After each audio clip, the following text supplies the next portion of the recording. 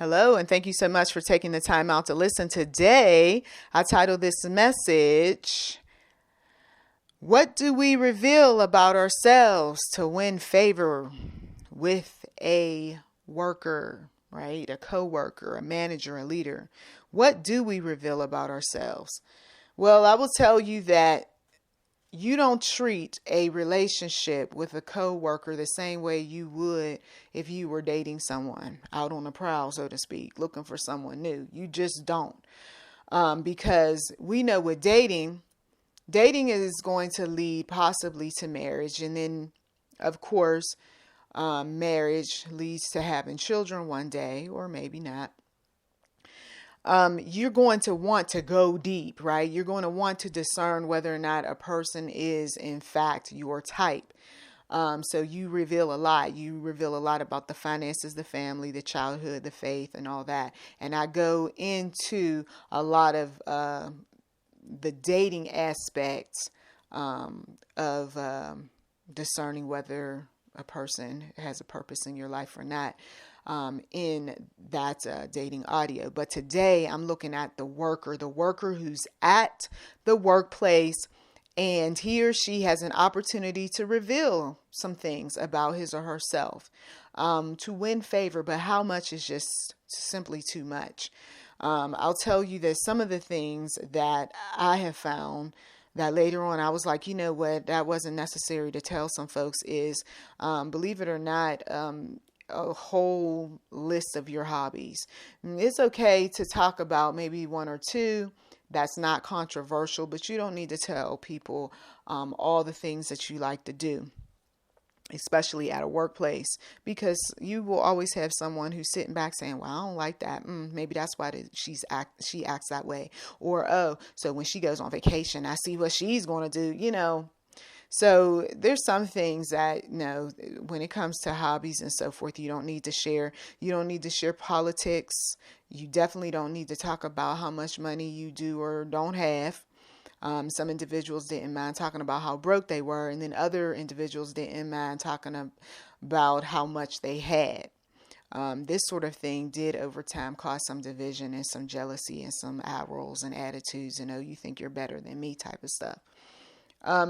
Another thing I found too is that if you do talk about, let's say, another income source, you can talk about it, but don't talk about it in too much detail, especially though if this other affiliation might be a potential competitor, might be controversial, things like that. So you're real selective about talking about additional income sources, like things that people were comfortable in sharing among each other at the workplace was like part-time working at a yard sale, right? Or selling some candy for the kids, or doing some odd jobs for some people in the neighborhood, that sort of thing. They were okay with that. But some individuals who were like presidents, CEOs, business owners of other businesses, they didn't say any of that. I could see their cars that they were driving definitely were not cars that they could be able to afford on the income that we all were receiving from one particular business. So I say, yeah, they definitely are doing some other things. And some folks did tell me, they said, yeah, I've got other income sources, but they sure as heck didn't reveal, didn't talk about in detail. But some things, though, that I will tell you that you will definitely start to win some favor with some people at the workplace is when you're willing to offer ideas and suggestions. When you're willing to make life easier at the workplace, everyone is all in on that. The key, though, is to make sure that your name is connected to that idea and or suggestion before you go revealing it to everyone else. So, you may want to make sure that people who are in powerful positions know about some of these great ideas, suggestions that you have, rather than just telling the mid-level people. because mid-level people, just in my experience, no offense, but just in my experience, they tend to take ideas and suggestions and then they'll say we, and then nobody really knows who else other than the person who sent the email suggested or offered those ideas. So now there's this dialogue going back and forth between the mid-level person and the person who can make a difference. And meanwhile, where's your name on the byline? You feel me? So another thing I found out at workplaces is that work performance is always something to talk about, to reveal, whether you're doing well, whether you're not doing so well, so that they can be able to help you before it becomes suspension, termination, write-ups, you name it. So yes, definitely great, safe conversation. Education is a safe conversation. But for some people, revealing the university might be an issue, especially if that university is a rival of your managers.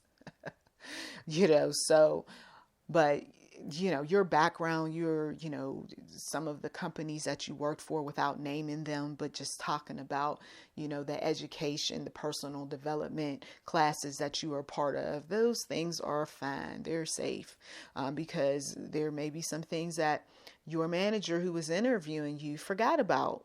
Oh, that's right. You got experience in such and such. Matter of fact, that's why I hired you. Good God. Thank you for that. You see. You're going to win some favor with some folks when you are focused on, work. You're focused on getting the job done and how you can get it done effectively.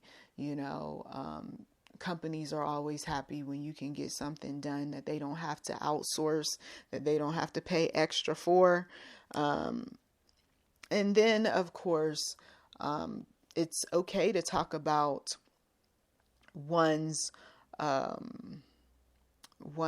satisfaction with pay or lack thereof. Like, I'm not really satisfied. I thought that, this job was going to provide me with A, B, and C, that sort of thing. Talking to human resources about that rather than a manager or supervisor or someone else. Talking about how you're doing more than what you had expected for the pay that you're receiving. That's okay to talk about too. What isn't okay to talk about, especially with managers and supervisors, is anything that sounds like it's petty. Anything that sounds like it's not factual, that it's like a conspiracy theory of sorts, and you're naming names. Because folks who are bored, who want a little excitement, a little juicy juice at the workplace, they don't mind going back and saying, you said, this, or you said that. And it can be an issue later on. So that's why certain issues that you do have that are work-based related, that is not conspiracy theory, that is straight up factual, that you can provide documents, have those uncomfortable conversations with human resources so that they can guide you appropriately rather than going directly to the manager, supervisor or leader if you simply don't know what to say, right? Or you don't know how this information might impact the group, because not everything you're going to want to just right away. Okay, let me talk to the manager, because the manager might be unreasonable. The manager might not necessarily like you. The supervisor may have looked at you crooked-eyed, has seen that you're doing really, really well, better than her, and now she's looking for anything and everything, to nitpick on. So yeah, anything that is questionable, anything that's making you feel some kind of way, talk to human resources. And then another thing that's safe to talk about would be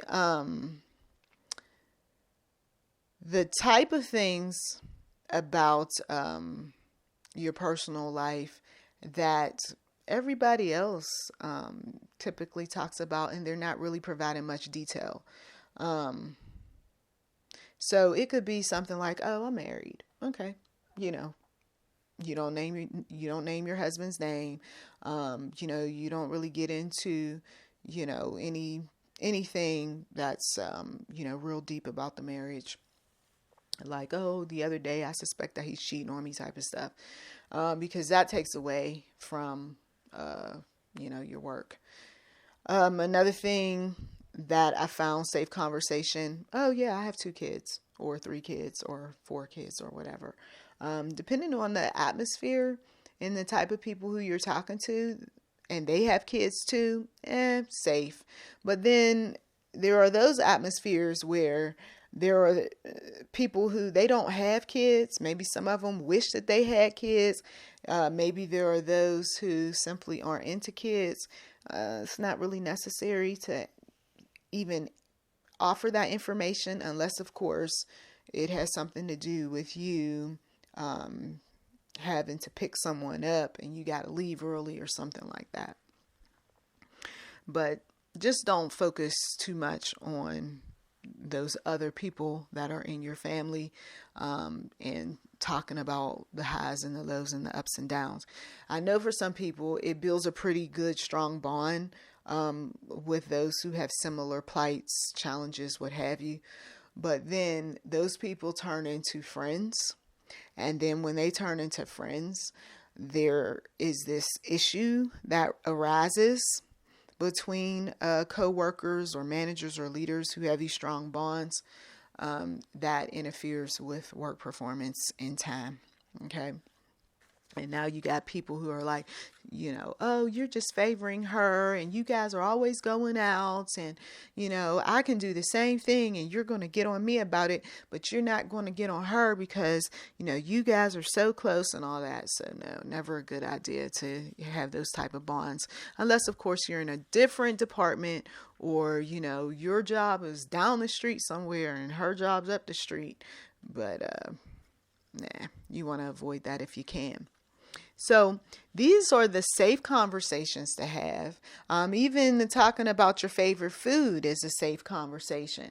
And you may, in some twisted way, end up winning favor because, oh my God, I love that food too. Oh wow, And then again, you might not if you bring that, let's say, stinky dish to work and stink up the entire department. So there you have it. I am one who I will pray about these sorts of things. If I know that I am definitely needing someone's favor quick, fast, and in a hurry, because I'm seeing the enemy is starting to mess around in the workplace and create some division or nitpick or cause, some type of discord. Okay, so I am ready to pray. I'm ready to put my spiritual armor on. Sometimes it's not even about anything negative happening. I just want that spiritual armor on, and I'm, putting the blood of Jesus over my workspace, my work area. I'm dedicating my work for the day to the one true God. I want his glory to be made manifested. I want to get whatever I need to get out of the job to move on. So those of you all, I hope that this is helpful. I hope that this causes you to think twice about what you're saying, what you're doing at work. And it's okay if you've already messed up by talking way too much about some things. You can always tell a person who's trying to get some more juicy juice, some more details about your personal life or someone else. You can always say, you know what, moving forward, I'm just not going to keep, with this. And they'll be like, what are you talking about? Like, just keep talking about these things. I got some other stuff that's going on in my life right now, and I just don't think it's a good idea. And they'll be like, oh, okay. So that is it. Blessings to you. Thank you so much for having me in your life today. Feel free to take a look at that description box. And if you find anything of interest, by all means, do click on those links. And also, we do accept giving on this channel, and thank you in advance. Blessings to you.